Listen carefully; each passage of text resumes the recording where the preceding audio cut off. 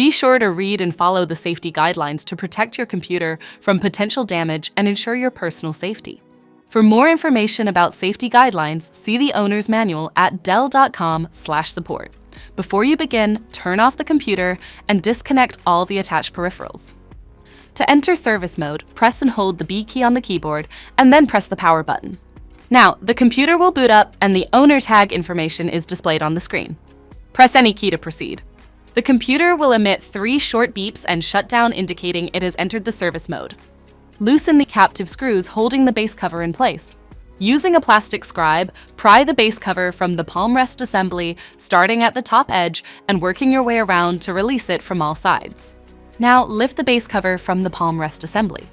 If your computer is unable to enter service mode, disconnect the battery cable from the system board. Identify the right fan and disconnect the cables. Remove the 2 screws and lift the fan out of the system. To reinstall the fan, place it back in the system and install the 2 screws. Reconnect the cables.